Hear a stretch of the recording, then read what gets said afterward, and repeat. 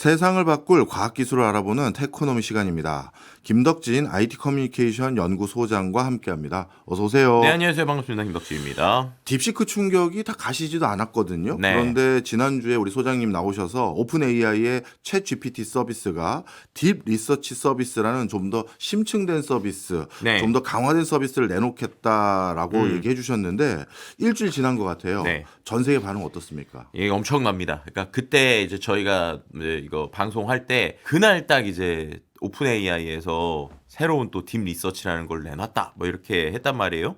그리고 나서 일주일 동안 어디가 제일 놀랐냐라고 보면은 오히려 그 교수님들하고 그 다음에 이제 기업의 CEO 분들 이런 분들이 딥 리서치 쓰고 나서 되게 놀래하고 있어요. 이제 우리나라에서는 이 오픈 AI 챗GPT 기능 안에서 심층 리서치라는 버튼으로 나왔고 이게 아직은 이제 그 한 달에 이제 $300 정도 되는 그러니까 제일 비싼 서비스를 쓰는 사람들한테만 되다 보니까 죄송합니다. $200네요. $200를 내는 이제 사람들한테만 되다 보니까 이제 많이 안 써보셨는데 써보신 분들은 약간 충격과 공포 같은 이야기를 하고 있어요. 뭐 예를 들면은 와튼스쿤의 에단 몰리 교수는 이 딥 리서치가 종종 박사급 이상의 답변을 내놓는다. 뭐 이렇게 얘기를 하기도 했고요. 제일 여러 가지 이제 뭐 우리가 트위터 X에다가 많은 사람들이 약간 간증처럼 막 쓰고 있는데 가장 놀라웠던 것 중에 하나가 최근에 우리가 이제 영상 만드는 이 AI 중에 런웨이라는 서비스가 있거든요. 예. 근데 이 런웨이를 만든 CEO인 시키첸이라는 사람이 뭐라고 썼냐면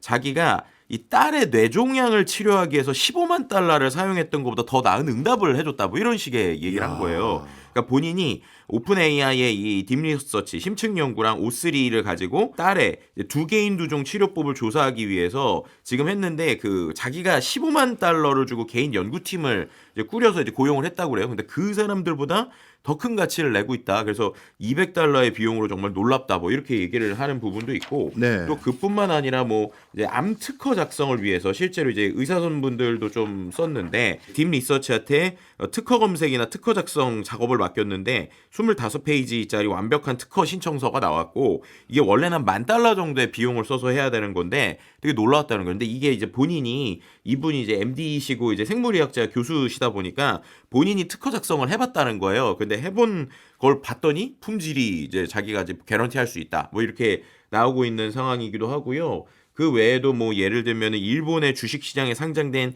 기업의 주문 체결 및 미체결 주문에 대한 추이를 분석하라고 했더니 이 녀석이 이제 엑셀로 이제 최종 결과를 비교했을 때랑 실제로 비슷하게 나왔다. 뭐 이런 거라든지 아니면은 또 한 가지 흥미로웠던 게 이제 실제 올 초에 뭐가 나왔냐면 요즘에 이제 AI가 계속 똑똑해지잖아요. 네.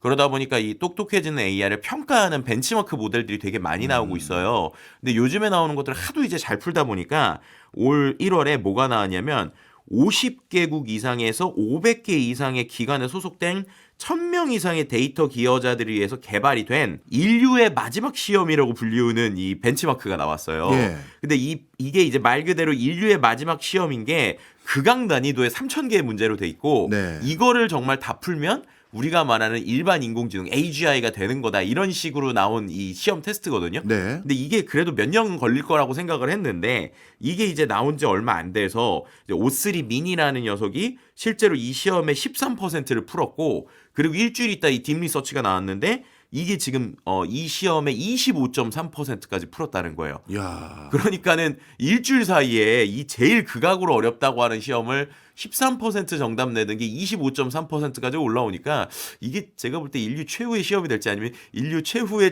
시험이 또 나올지 모르겠지만 어쨌든 사람들이 예상한 것보다 이 AI 특히나 딥 리서치의 그 속도가 엄청나다라는 걸 뭐 여러 가지 증거들을 통해서 볼 수 있는 것 같습니다. 50개국 이상의 500개 이상의 기관들이 만들어낸 극악무도한 문제를 인류의 마지막 시험이라고 하는 그 문제를 네. 딥 리서치는 25% 벌써 달성했다. 네. 도대체 기존의 챗 GPT 서비스와 딥 리서치 서비스는 어떤 면에서 뭐가 다르기 때문에 이렇게 아웃풋이 다른 거예요? 이제 쉽게 말하면 뭐 한마디로 뭐 슈퍼 연구원 같은 존재라고 볼 수 있을 것 같은데 기존에 우리가 챗 GPT한테 뭔가 물어보면 이 녀석이 바로 답변을 했었잖아요. 그렇죠. 그러다가 이제 우리가 말하는 GPT-5.1, 뭐 O3 이런 녀석은 본인이 답변하는 걸 한 번 생각을 해서 단계별로 답변을 해서 추론을 하잖아요. 이 녀석은 한 단계 더 나가서 저희한테 물어봐요. 뭘 물어보냐면 제가 이런 거 해줘라고 하면은 그럼 제가 이걸 어떻게 해드릴까요? 이렇게 할까요? 저렇게 할까요? 이렇게 할까요? 이걸 단계별로 물어보거든요. 그럼 거기에 대해서 사람이 그럼 첫 번째는 요렇게 해주고 두 번째는 요렇게 해주고 이렇게 한번 오더를 주잖아요. 그리고 나면 얘가 이제 그 자료를 다단계로 이제 쫙 탐색을 하는 거예요. 그러니까 한 번 탐색을 하는 게 아니라 다단계로 얘가 이거 한번 보고 또 한번 보고 또 한번 보고 또 한번 보고 하다 보니까요. 이 녀석이 답변이 잘 나오고 또 두 번째는 조금 시간이 걸리긴 해요. 근데 반대로 시간이 걸린다는 건 그만큼 이 녀석이 생각할 수 있는 틈을 주는 거거든요. 네. 저는 이 오픈 AI의 챗GPT 이후에 추론 서비스들이 사용자의 어떠한 이제 행태를 바꾸고 있다고 생각하는데 무슨 말이냐면 예전엔 저희가 인터넷 서비스에서 뭔가 검색 딱 눌렀는데 막 몇 초 지나도 막 못 견디잖아요. 그렇죠. 이거 왜 이렇게 느려 이랬는데 네. 요즘에 AI 시대가 되니까 사람들이 AI한테 시간을 주기 시작했어요. 어. 여유를 주기 시작했다는 예. 거거든요. 근데 이게 되게 AI한테 되게 중요한 부분인 게 얘가 시간을 갖기 시작하는 건 그만큼 수많은 컴퓨터 리소스를 쓸 수 있다는 거예요. 네. 왜냐하면 바로 답변을 줄 때보다. 그래서 이 녀석이 한 5분에서 길게는 30분 정도 생각을 해요. 네. 단계별로 생각을 해서 답을 주다 보니까 그 부분에 있어서 필요한 정보를 충분히 수집하고 정교하게 연구 결과를 내고 또 그것뿐만 아니라 텍스트나 이미지나 PDF까지 한번 읽고 와가지고 그거를 갖고 정리를 하거든요. 그리고 또 뿐만 아니라 출처를 되게 명확하게 기록을 해요. 그러니까 이런 것들을 보다 보니까 일종의 박사급 슈퍼 에이전트다 뭐 이렇게 불리기도 하고 우리가 말하는 에이전트라는 게 결국엔 이런 식으로 자기가 알아서 단계별로 움직이는 거겠구나라고 하는 것들을 좀 느끼게 되는 부분인 것 같고요. 이런 것들이 이제 궁극적으로 나오다 보니 샘 알트먼 같은 경우에는 이거를 갖고 마치 초능력 같다 뭐 이렇게 표현하기도 했었고 뭐 애널리스트 수준의 보고서를 작성하는 뭐 이런 형태들 이런 것들이 실제로 우리에게 주어지고 있는 상태다 이렇게 말씀드릴 수 있을 것 같습니다. 우리 소장님도 당연히 직접 써보셨을 거 아니겠습니까? 써봤더니 느낌이 어떠세요? 제가 이렇게까지 앞에 주구장창 얘기 드리는 이유가 써보고 놀라서 그래요. 저도 그냥 제가 느낀 건 야 이거 기존에 그러니까 이게 약간 이제 어떤 사람이 쓰냐에 따라서 되게 다를 것 같아요. 근데 확실한 거는 석박사급에서 리서치 하시는 분들한테는 엄청난 게 나왔다라고 말씀을 드릴 수밖에 없을 것 같아요. 실제로 예. 제가 어떻게 써봤냐면 제가 2019년 11월에 논문을 하나 쓴 적이 있거든요. 유튜브 필터 버블에 대한 실증 연구를 썼는데 네. 그냥 쉽게 설명드리면 유튜브가 쉽게 말해서 뭐 사람들이 정보가 막 쏠리게 되니까 이 쏠리는 현상에 대해서 실증하는 논문을 썼어요. 근데 이게 2019년 11월이고 좀 시간이 지났잖아요. 그러니까 만약에 내가 지금 다시 이 논문을 업데이트해서 쓴다면 어떡할까라는 생각을 갖고 얘한테 제가 어떻게 질문을 줬냐면 아주 복잡하게 줬습니다. 2019년 11월 김덕진이 작성한 유튜브 필터 버블 현상에 대한 실증적 연구, 그 다음에 제가 사회 연결망 분석과 텍스트 네트워크 분석을 활용하여까지 이제 다 준 다음에 이 논문을 기반으로 새로운 논문을 준비하려고 하는데 논문이 퍼블리싱된 이후의 연구들의 최신 동향도 정리해서 선행 연구도 정리하려고 하거든. 관련된 내용에 대해서 논문에 직접 작성할 수 있는 수준으로 선행 연구를 정리해서 작성해줘 이렇게 시켰어요. 네. 이 되게 질문도 복잡하잖아요. 그렇게 디테일하게 시켜도 돼요? 네, 그렇게 오. 시켰거든요. 그랬더니 얘가 처음에 바로 답변하는 게 아니라 저한테 한 반 페이지 분량으로 제가 어떻게 조사를 하면 될까를 저한테 거꾸로 물어보는데 어떻게 물어보냐면 저한테 논문의 선행 연구 정리에 포함될 내용에 관련된 몇 가지 질문이 있습니다. 라면서 첫 번째, 연구의 초점 이렇게 하면서 유튜브 필터 버블 현상에 어떤 측면에 중점을 두고 연구 동향을 정리할까요? 그러면서 예를 들어 필터 버블 형성과 메커니즘, 필터 버블의 영향, 정치적 양극화, 알고리즘 추천 시스템이 필터 버블에 미치는 영향, 필터 버블의 완화 방향 이 네 가지 중에 고르라는 거예요. 두 번째로는 연구 방법론을 특정한 방법론을 중심으로 정리할까요? 하면서 제가 썼었던 연구 방법론을 얘기를 하고 아니면 보다 넓은 방법, 뭐 머신러닝 실험까지 할까요? 막 이렇게 물어봐요. 또 세 번째는 연구 범위는 2019년 이후로만 할까요? 종합적으로 다룰까요? 그다음 네 번째가 제일 중요한데 출처 선호도를 어떤 유형의 연구를 드릴까요? 근데 SCI급 저널을 봐드릴까요? 국내 학술지를 봐드릴까요? 컨퍼런스 논문을 봐드릴까요? 이것까지가 정리를 하고 네. 다섯 번째는 정리할 내용을 한글로 작성할까요? 영어로 작성할까요? 이렇게 물어봐요. 예. 그리고 제가 엄청 디테일하게 또 그럼 연구의 초점은 이렇게 알고리즘 추천 시스템이 뭐 필터 버블에 미치는 영향에 대해서 해주고 연구 방법론은 또 AI도 넣어주고 연구 범위는 이렇게 해주고 이렇게 막 썼거든요. 예. 그랬더니 이 녀석이 알겠습니다. 그럼 제가 이걸 갖고 정리하겠습니다. 이렇게 시키더니 리서치를 시작하는데 그리고 나서 한 7, 8분 정도 혼자서 리서치를 하거든요. 근데 리서치를 그냥 하는 게 아니라 지가 어떤 식으로 하는지 생각의 과정도 다 볼 수가 있어요. 예. 봤더니 혼자서 뭐 유튜브 완화 방안의 연구 동향을 얘기했다가 뭐 사이트도 읽었다가 필터 버블은 아닌데 버블이나 다른 용어로도 볼까? 뭐 이렇게 봤다가 또 막 이것도 흥미로운 것 같아. 혼잣말을 막 해요. 네. 그렇게 막 찾더니 결국에는 출처 18개 정도를 보고 그리고 나서 내용을 정리를 해주는데 이 내용이 실제로 제가 쫙 캡처를 해봤거든요. 그랬더니 이거를 논문에 붙이면 최소 15페이지에서 20페이지 정도가 나오게 되고 그뿐만 아니라 필터 버블의 현상의 개요부터 시작해서 그거에 대한 연구 동향을 하나씩 정리하는데 제가 이제 이 부분을 실제로 한 2년 정도는 트래킹을 안 했거든요. 제가 모르는 기법들까지 얘가 다 정리를 해주는 거예요. 그래서 뭐 2020년대 들어서는 페르소나 기법이라는 게 나왔는데 2023년에 있던 연구에서는 무려 10만 개에 달하는 가상 계정을 가지고 서로 다른 정치 성향을 설정을 해서 그거를 갖고 유튜브 추천 영상을 추적하는 대규모 알고리즘 감시 실험까지 수행을 했다. 이런 식으로 정리를 해주는데 이거를 실제로 제가 논문에 그대로 붙인다고 해도 아무도 모를 정도로 네. 정말로 이 출처 내용까지 정확하게 해주고요. 그다음에 이렇게 다 한 다음에 마지막에는 또 이거에 대해서 현상을 완화하기 위해서는 어떤 조치가 필요하고 이런 그러니까 제가 얘기하지 않은 내용이나 앞에 이 개념에 대한 정리까지 거의 완벽하게 정리를 해주는 거예요. 네. 제가 이거를 혹시나 해가지고 또 복사해서 붙여넣었더니 얘가 거의 말을 하는 한마디 한마디마다 출처들을 다 붙여주거든요. 예. 그걸 붙였더니 그 링크들이 다 정확하게 나와요. 아. 그래서 이걸 보고 와 이거 내가 진짜로 논문을 이 분야에 대해서 좀 잘 아는 사람이 이거를 가지고 쓴다고 하면 선행 연구 정리는 정말 다 되겠네. 그럼 이게 논문이라는 게 과연 어떻게 되는 거지? 이런 이제 생각들을 막 네. 여러 가지 생각을 할 수밖에 없게 되는 뭐 이런 상황까지 오게 된 것 같습니다. 말씀을 듣고 보니까 동료 리서처 하나가 생긴 것 같은 그런 느낌이 드는데 자 그러면 이제 본격적으로 딥 리서치에 대해서 궁금한 거 몇 개가 오늘 제가 많아요. 네네. 일단 첫 번째로 이게 분명 챗 GPT가 있음에도 불구하고 바로 또 딥 리서치를 발표한 시점이 네. 딥시크 나오자마자 이렇게 발빠르게 움직였잖아요. 네네네. 그 얘기는 달리 말하면 내부적으로는 이미 다 가지고 있었는데 이제 툭 털어놓은 느낌이거든요. 네네네. 그건 어떻게 보면 딥시크 말고 우리가 더 앞서가고 있다. 그 이슈를 몰아가려는 의도인 것 같은데 네.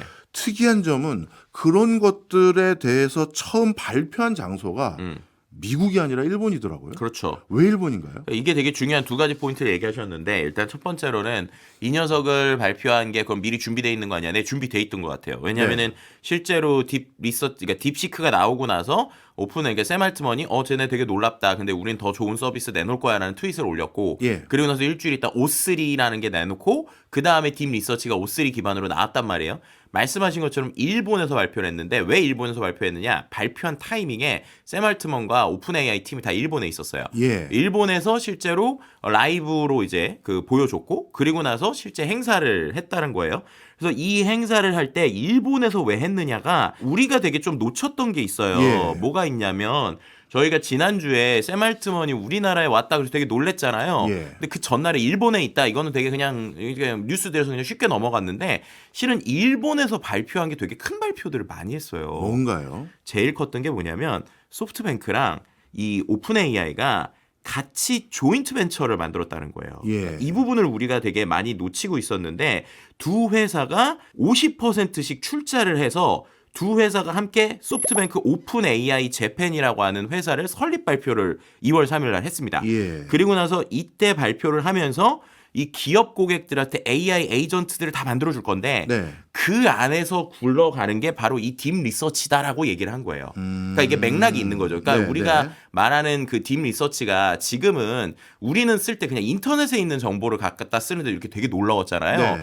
그런데 이때 그러니까 조인트 벤처를 했었던 소프트뱅크 그러니까 SB 오픈 AI 재팬이 발표할 때 야 이런 딥 리서치 같은 똑똑한 애들이 기업에 들어갈 거야 라고 얘기를 했는데 네. 중요한 건 그냥 기업의 인터넷 검색용이 아니라 예. 기업에 있는 정보를 가지고 있는 상태에서 이런 똑똑한 리서처들이 기업 솔루션에 들어갈 거고 네. 그 솔루션에 들어가는 거를 함께 운영하고 판매하는 걸 그냥 단순한 유통회사가 아니라 우리가 말하는 소프트뱅크랑 오픈 AI가 같이 회사를 만들어서 운영할 거야.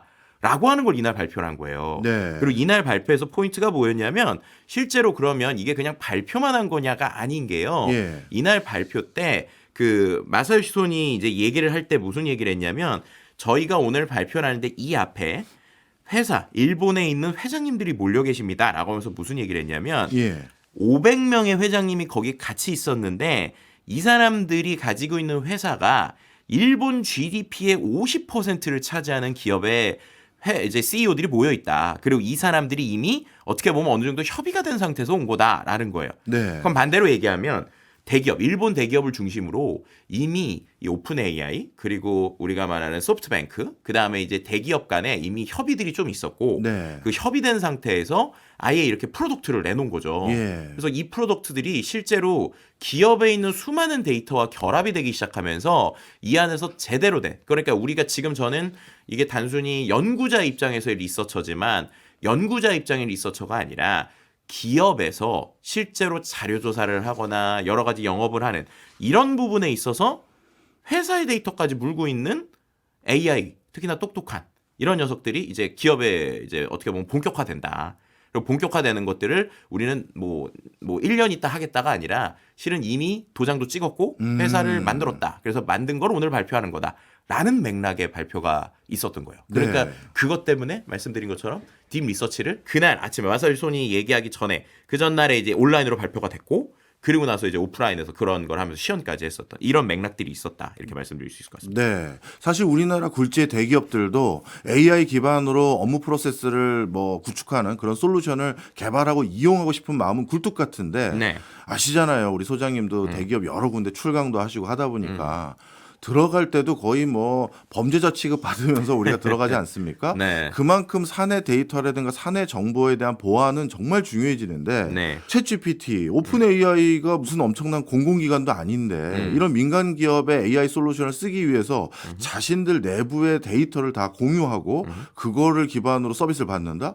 이게 실현 가능할까요? 제가 볼 때 이게 왜 가능할까라고 이제 볼 때 말씀드린 것처럼 오픈 AI가 앞에 있었으면 쉽진 않았을 것 같아요. 근데 거기 소프트뱅크가 들어가서 이미 되게 다양한 얘기를 한 것 같습니다. 왜냐하면 이 서비스를 얘네들 크리스탈 솔루션이라고 얘기를 하는데 이게 이미 2,500개 이상의 기간 시스템을 같이 운용하고 있는 이 데이터베이스가 있기 때문에 네. 거기서 전용 개별도 있고 독립적으로 있다는 거예요. 그러니까 이거의 포인트는 AI가 수많은 기업에 있는 데이터를 뭉치면서 개별적인 데이터들을 다 공급해주는 그림을 일본에 있는 소프트뱅크가 같이 운영한다는 거고 그 운영하는 것들에 대해서 좋은 정보를 만들면 이 회사를 이제 석세스 케이스들을 가지고 기업에 나간다는 거, 그러니까 글로벌로 나간다는 건데요. 네. 실은 최근에 우리가 오픈 AI 얘기하고 있지만 전 세계적으로 AI로 돈 제일 많이 버는 회사들이 엑센추어 같은 컨설팅 회사나 예. 이제 우리가 얘기하는 이런 AI를 기반으로 하는 비즈니스 회사들이거든요. 그래서 이미 비즈니스의 시대가 열렸고 그 상황에서 일본에서 조금 더 강력하게 드라이브를 걸고 있다라고 볼 수 있을 것 같아요. 네. 네.